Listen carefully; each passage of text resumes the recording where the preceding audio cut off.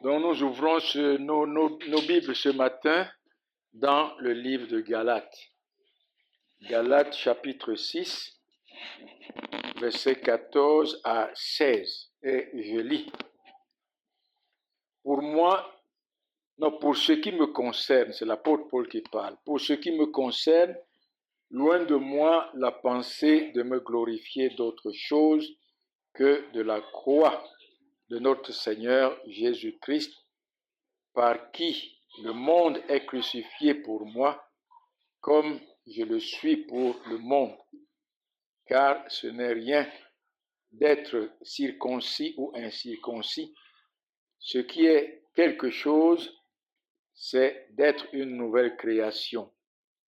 Paix et miséricorde sur tous ceux qui suivent cette règle sur Israël de Dieu. Sur l'Israël de Dieu. Voilà le texte dans lequel nous allons tirer notre prédication de ce matin. Nous pouvons déjà commencer par dire que l'église de Galates était beaucoup environnée par des faux docteurs juifs qui tendaient à ramener les frères à l'observation de la loi, ne fût-ce qu'à la circoncision, qui était le signe de l'alliance de Dieu avec Abraham et ses descendants, et le signe qui distinguait, n'est-ce pas, les descendants d'Abraham de toutes les autres nations du monde. Malheureusement, les Juifs ne comprenaient véritablement pas, n'est-ce pas, le sens même de la circoncision, qui est le symbole de la nouvelle naissance. Vous voyez, c'est pour cela que l'apôtre Paul dit ici, dans le verset 15, il dit « Ce n'est rien d'être circoncis ou incirconcis ». Pourquoi? Parce que ce n'est pas la circoncision qui sauve, mais c'est le symbole, c'est ce que la circoncision signifie qui sauve. Et la circoncision signifie quoi? La circoncision enseigne quoi? La circoncision du cœur et non de la chair, la nouvelle naissance en Jésus-Christ. Et c'est pourquoi il dit ce qui est important, c'est d'être une nouvelle création en Jésus-Christ. Et à partir même déjà du verset 1, nous voyons comment l'apôtre Paul rappelle encore à l'église de Galates. Il dit « Je m'étonne de ce que vous vous détourniez si promptement de celui qui vous a appelé par sa grâce pour passer à un autre évangile.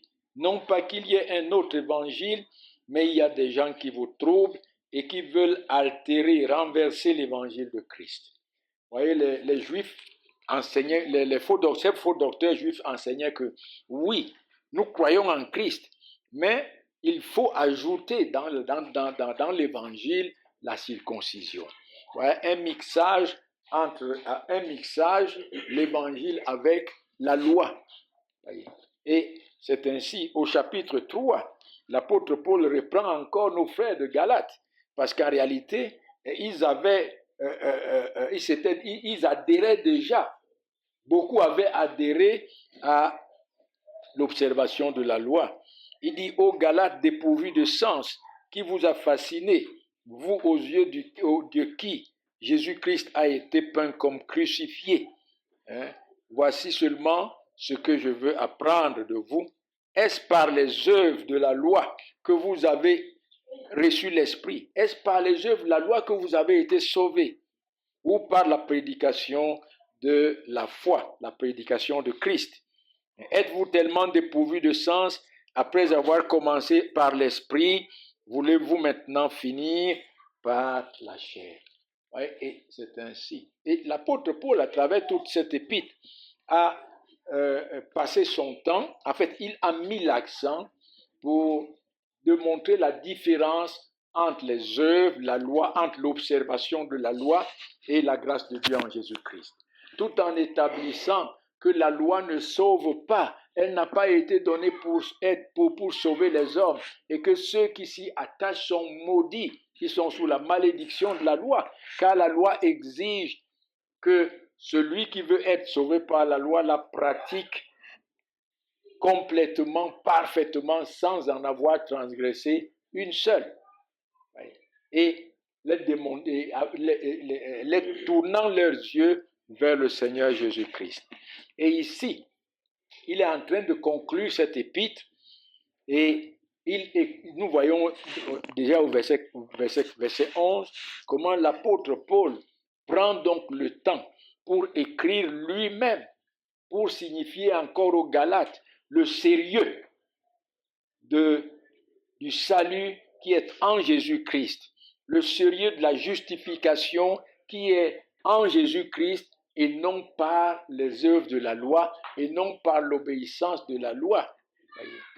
Leur signifier ce sérieux, il a écrit cette épître avec sa propre main, alors que les autres épîtres, voyez, c'est d'autres personnes qui écrivaient pour lui. Mais pour leur montrer combien c'est important de s'attacher à Christ, parce que c'est sa grâce seule qui justifie, n'est-ce pas? Et de renoncer à la loi, en fait, de ne pas, n'est-ce pas, adhérer à la religion des œuvres, à la mise en pratique de la loi pour être sauvé. Il est écrit, voyez avec quelle grande lettre je vous ai écrit de ma propre main. Voyez. Quelle grande lettre, ça veut dire le sérieux qui est de vous reposer en Christ et dans la justice de Christ et de vous détourner, de renoncer à la loi, parce que la loi ne sauve point. Et au verset 12, il dit, tous ceux qui veulent se rendre agréables selon la chair vous contraignent à vous faire circoncire uniquement afin de ne pas être persécutés pour la croix de Jésus de Christ. Car les circoncis eux-mêmes n'observent point la loi, mais ils veulent que vous soyez circoncis pour se glorifier dans la chair. Et là, l'apôtre Paul relève, n'est-ce pas, l'hypocrisie même de ces faux docteurs qui voulaient contraindre les frères à s'attacher à la loi. Et la première des choses, c'est qu'ils faisaient cela non par souci de la loi, non par souci de plaire à Dieu, non par souci vraiment de la gloire de Dieu et par souci de la loi, mais ils faisaient cela pour ne pas être persécutés par les Juifs. Voyez? Pour ne pas être persécutés par les Juifs. Voyez, mes amis, c'est par la grâce de Christ qui a été manifestée par son obéissance parfaite et à la loi de Dieu et par son sacrifice offert sur la croix que nous sommes sauvés. Ouais. Que la justice de Dieu a été satisfaite et que ceux que Dieu a donné à Christ sont parfaitement sauvés, non pas par l'observation de la loi. Mais ici, ces hommes, dans leur hypocrisie, en fait, ne se souciaient même pas de la loi. Mais pour que leurs frères juifs qui sont restés attachés à la loi ne les persécutent pas. Ne les persécutent pas. Et donc, ils mettaient l'accent sur la circoncision. En quelque sorte, c'est comme pour sauver leur tête. Comme le Seigneur Jésus-Christ, celui qui voudra sauver sa vie, la perdra. Et c'est ce qu'ils faisaient face à leurs frères pour ne pas subir la persécution.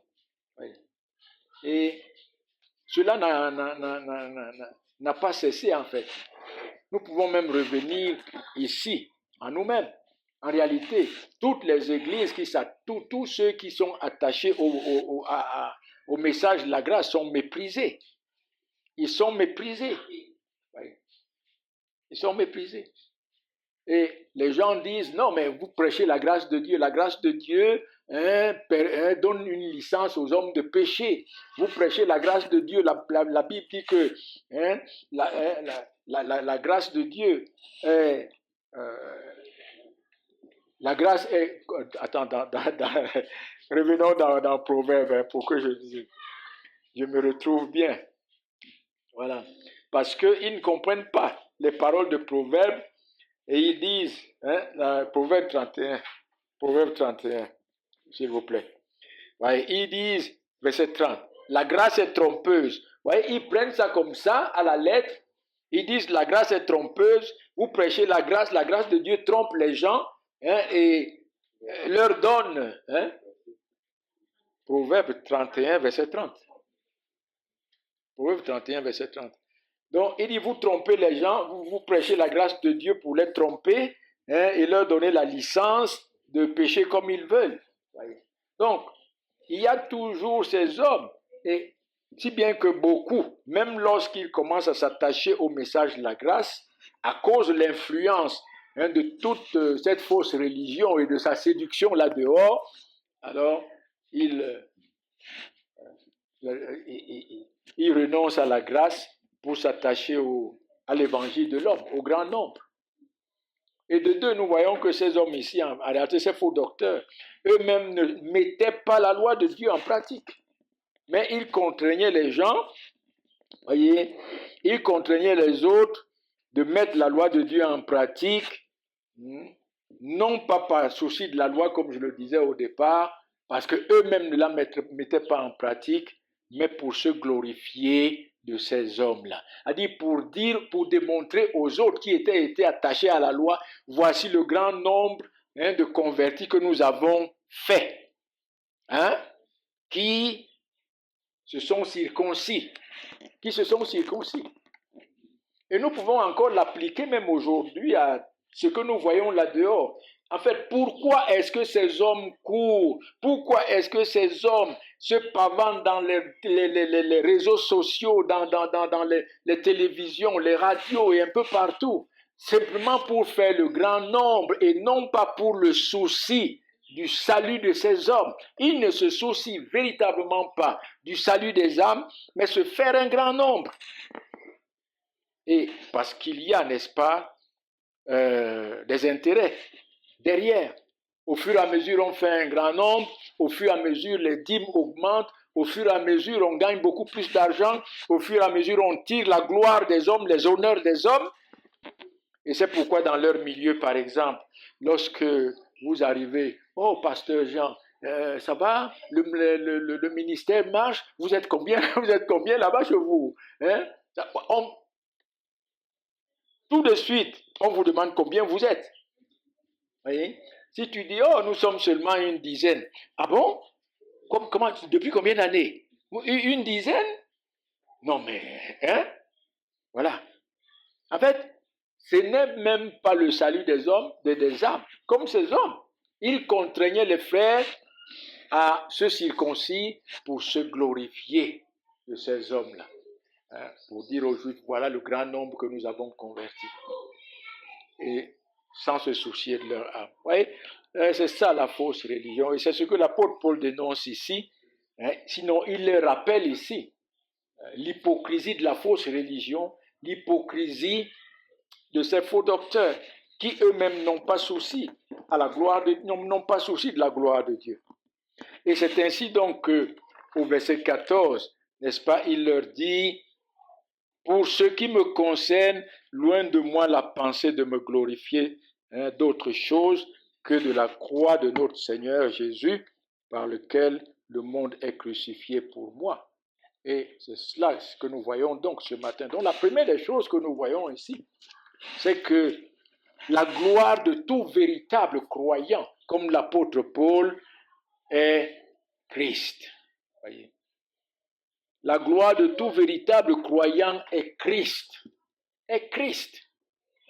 Ou bien nous pouvons dire, nous pouvons même prononcer les paroles de Paul. La gloire de tout véritable croyant, c'est la croix de Christ.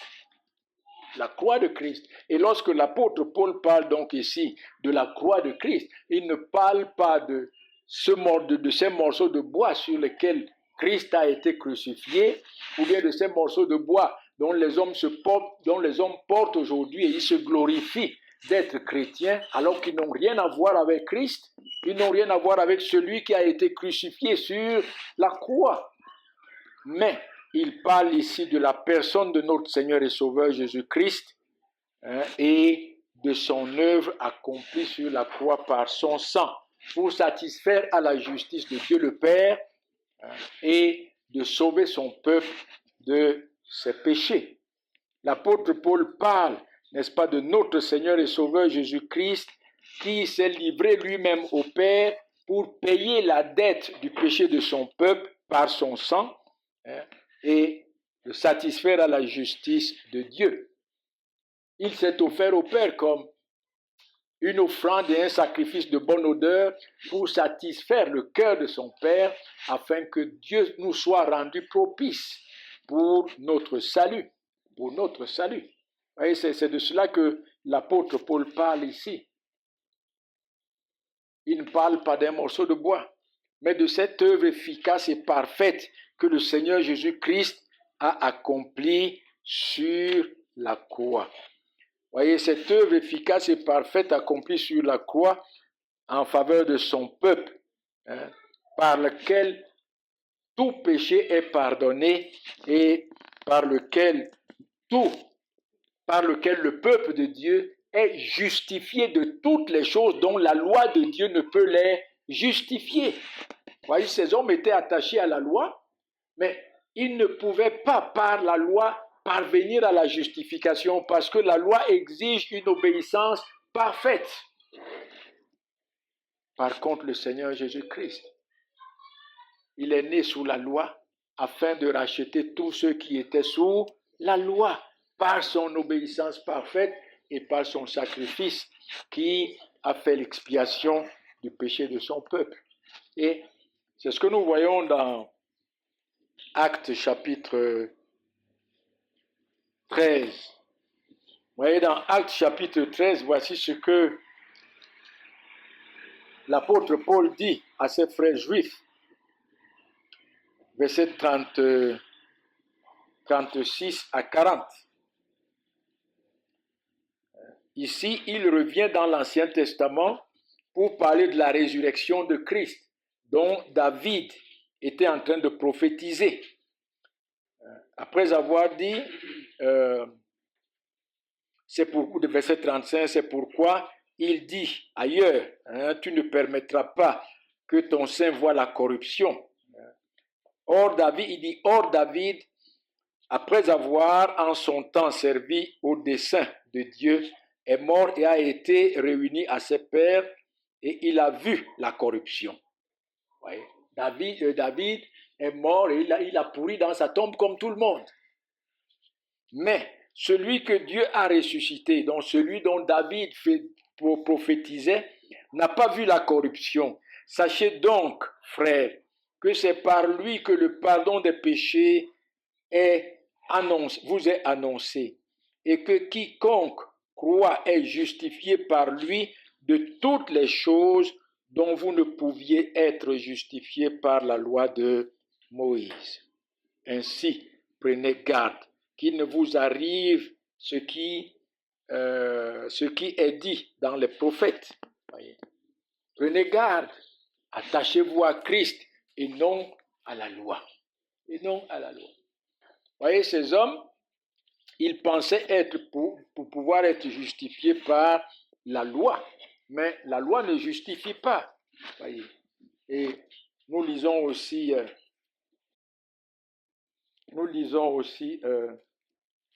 Galates, dont nous avons cité là tout de suite.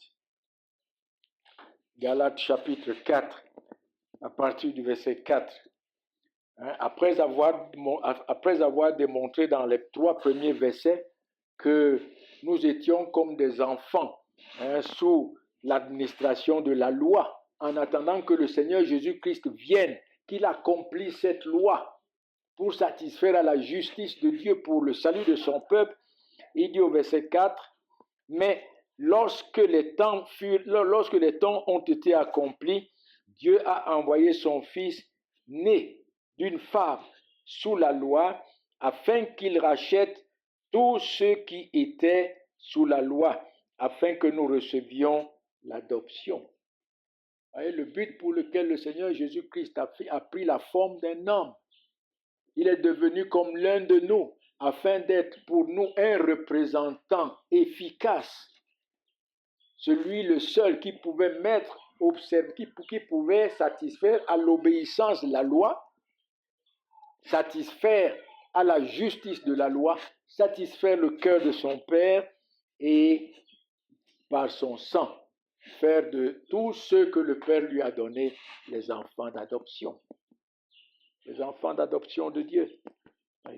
Et c'est pourquoi il dit encore, et c'est parce que vous êtes fils de Dieu,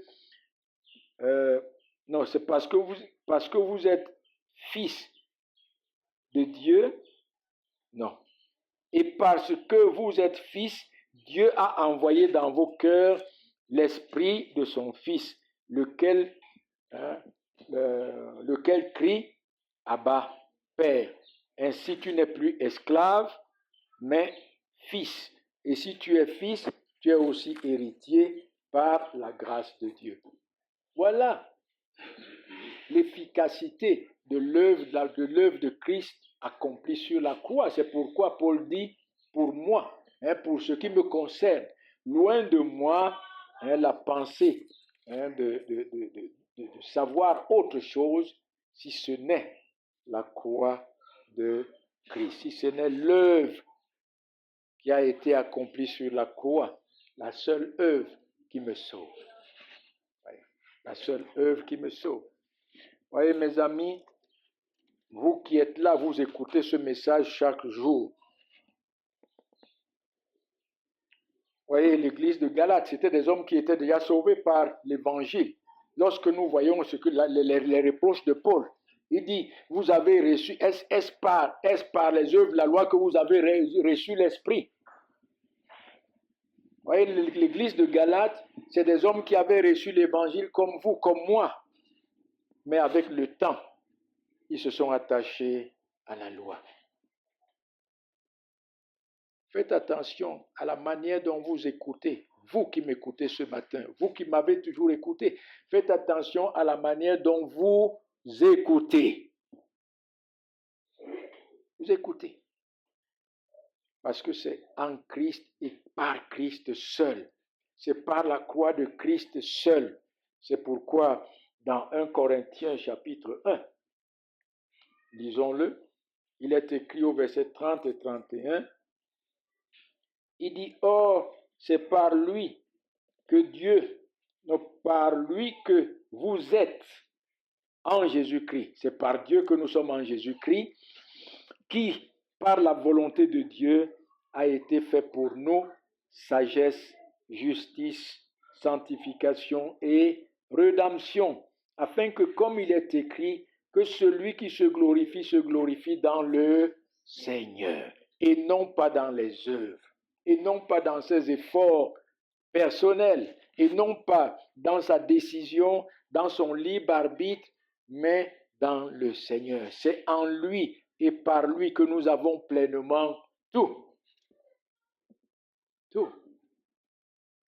Et c'est pourquoi l'apôtre Paul leur dit, loin de moi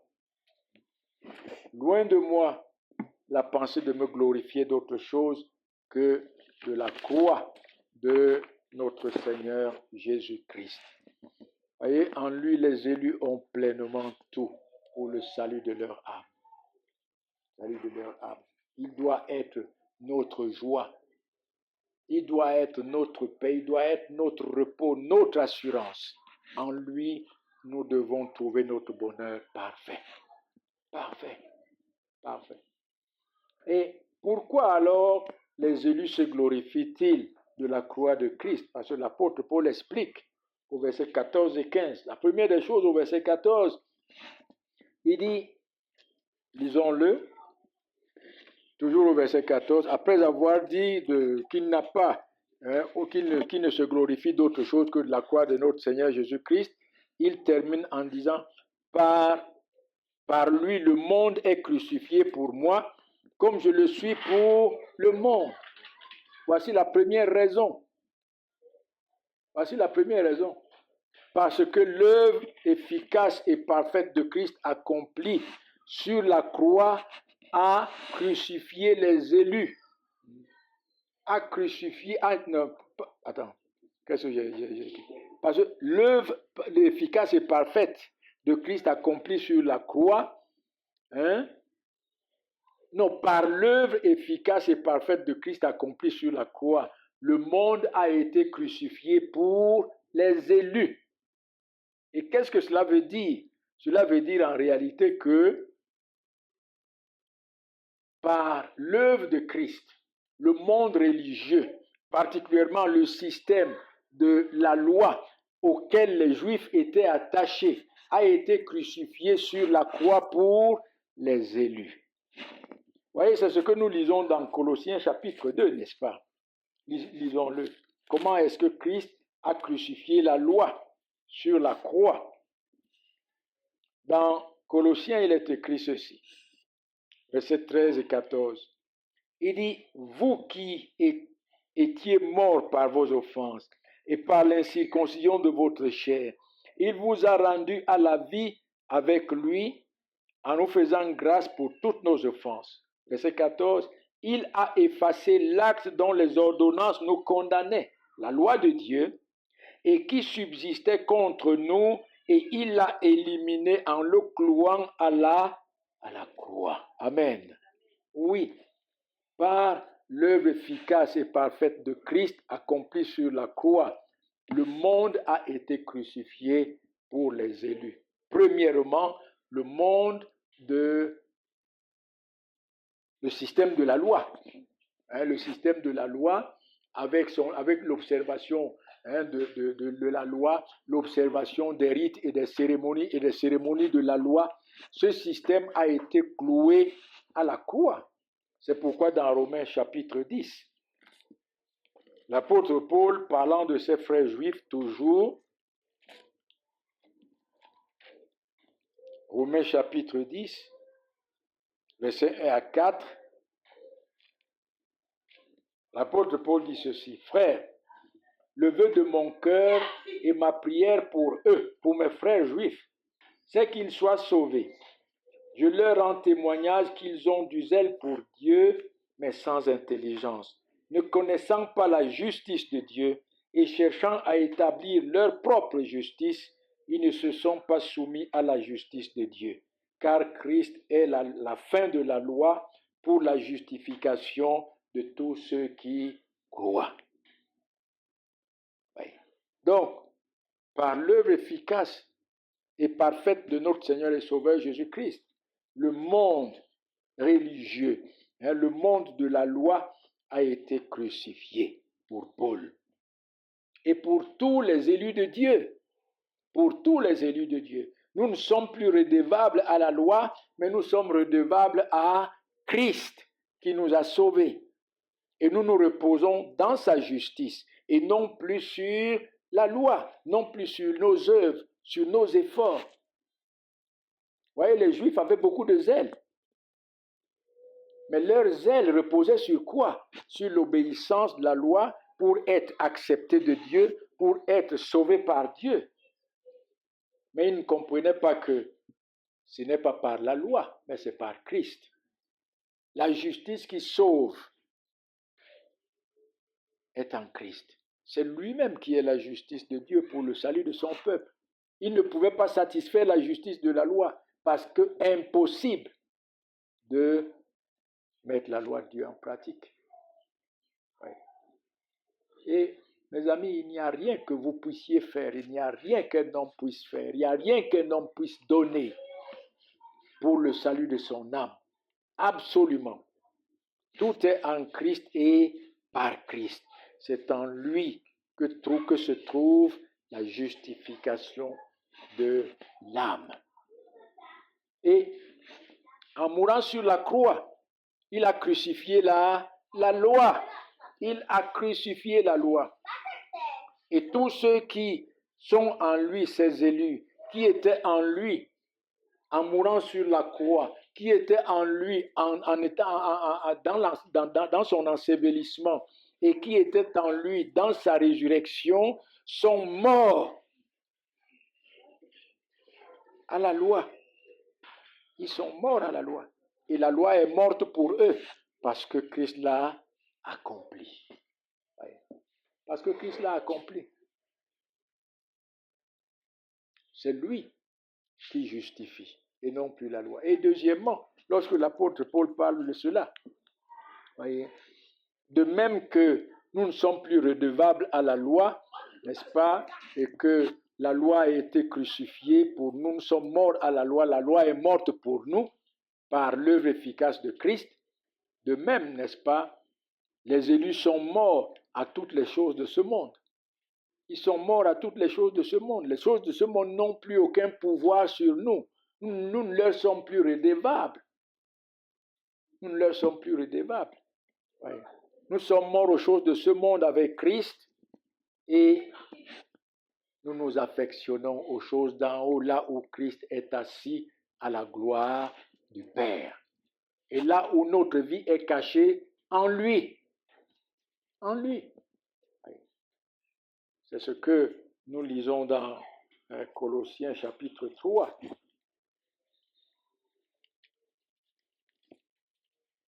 Colossiens chapitre 3, où l'apôtre Paul rappelle aux Colossiens, sinon il les reprend, puisque même eux, ils étaient beaucoup environnés de faux docteurs. Il dit ici donc, vous êtes ressuscités avec Christ, cherchez les choses d'en haut, où Christ est assis à la droite de Dieu.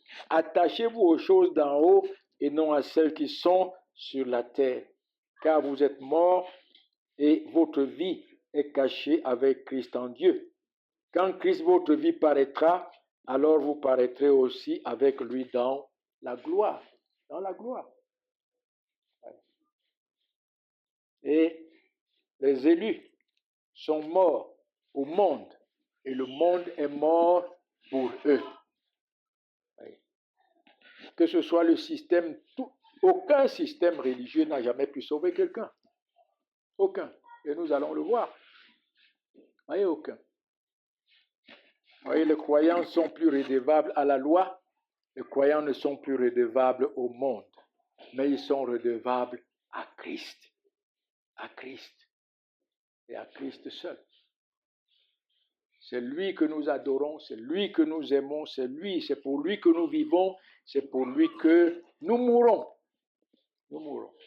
Parce que c'est à lui que nous appartenons bientôt, que nous appartenons désormais. Nous n'appartenons plus, n'est-ce pas, à la loi, mais nous appartenons à Christ. À Christ. À Christ. Nous n'appartenons plus à ce monde et aux choses de ce monde, mais nous appartenons à Christ.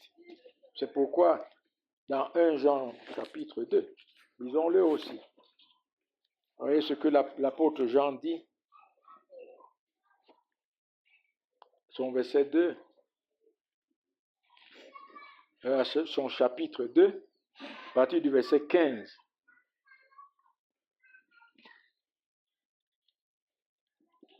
Jean. Il dit, n'aimez point le monde, ni les choses qui sont dans le monde. Si quelqu'un aime le monde, l'amour du Père n'est point en lui. L'amour du Père qui est en nous pousse à aimer qui? Christ. Christ. L'amour du Père aime Christ. Et tout ce que Christ a accompli pour nous. L'amour du Père aime les choses d'en haut, là où Christ est assis à la droite de Dieu. Il dit, car tout ce qui est dans le monde, la convoitise de la chair, la convoitise des yeux et l'orgueil de la vie ne vient point du Père, mais vient du monde. Pourquoi cela ne vient pas du Père? Parce que nous avons été crucifiés avec Christ sur la croix. Et le monde est mort pour nous et nous sommes morts au monde. Au monde. C'est ça. Nous avons été délivrés de la fausse religion, délivrés, n'est-ce pas, de ce monde avec ses convoitises. Et une autre chose que l'apôtre Paul dit, pas une dernière, mais une autre chose que l'apôtre Paul dit, sinon une autre raison pourquoi les élus se glorifient-ils de la croix de Christ uniquement, après avoir démontré que c'est parce que par la croix nous sommes morts au monde et le monde est mort pour nous. L'apôtre Paul au verset 15 dit encore, lisons-le, revenons dans Galates, Revenons dans Galates 6. Il dit, car les circoncis eux-mêmes, non, c'est pas là. Il dit, car ce n'est rien d'être circoncis ou incirconcis, ce qui est quelque chose, c'est d'être une nouvelle création. La deuxième des choses dont l'apôtre Paul relève ici comme raison pour laquelle les élus sont attachés à la croix de Christ est que par l'œuvre efficace et parfaite de notre Seigneur Jésus-Christ accomplie sur la croix, les élus sont devenus une nouvelle création en Jésus-Christ. Ce que l'obéissance de la loi ne pouvait jamais donner, ce que aucun système religieux ne peut jamais donner. Voyez mes amis, aucun système religieux ne peut sauver, ne peut transformer, ne peut donner la vie éternelle. Aucun. Ni la loi, ni aucun autre système religieux ne sauve personne. Vous voyez, c'est par l'œuvre efficace de notre Seigneur et Sauveur Jésus-Christ que nous sommes rendus à la vie, régénérés par l'Esprit de Christ. Par l'Esprit de Christ. Vous voyez, les élus sont devenus quoi? Une nouvelle création. Ça veut dire quoi? Des hommes sauvés, des hommes spirituels, des hommes nouveaux créés en Jésus-Christ qui reflètent la gloire de Christ et des hommes créés pour la gloire de Dieu. Des hommes créés pour la gloire de Dieu. Vous voyez, aucun système religieux dans 1 Corinthiens, voici ce que l'apôtre Paul dit. 1 Corinthiens chapitre 2. Chapitre 1, je veux dire.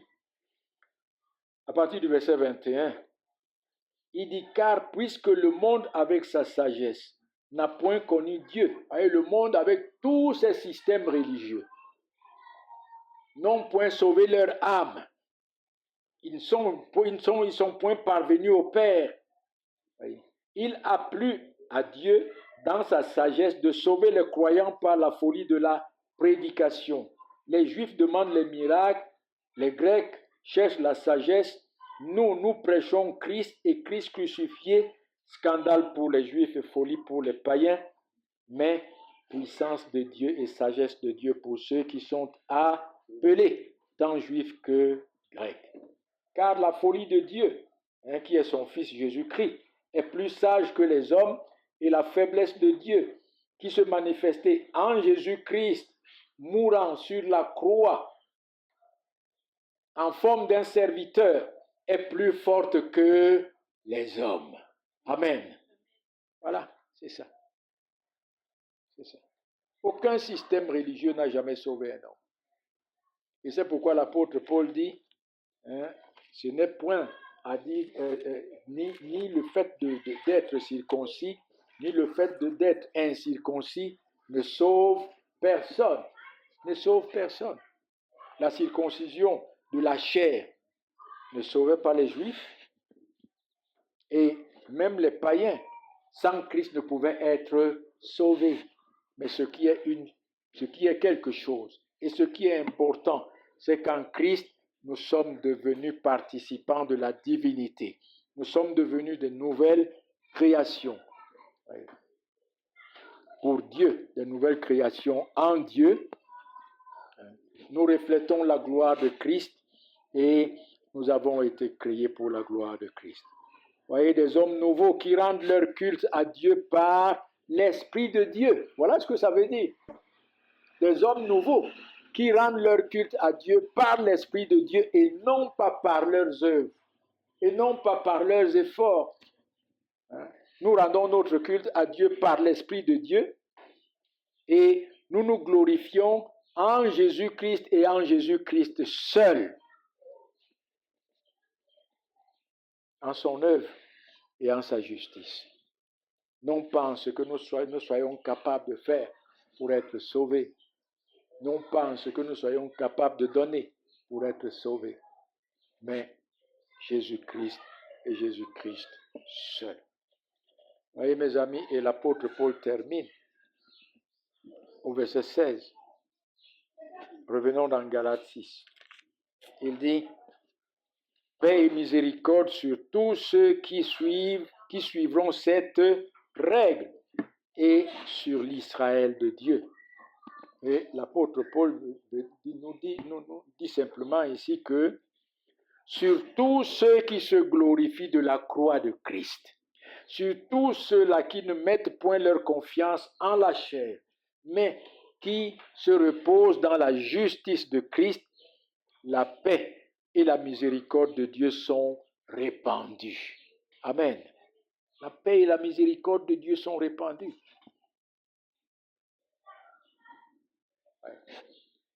La paix par la réconciliation avec Dieu par le sang de Christ et non avec nos œuvres ou bien par nos œuvres, n'est-ce pas?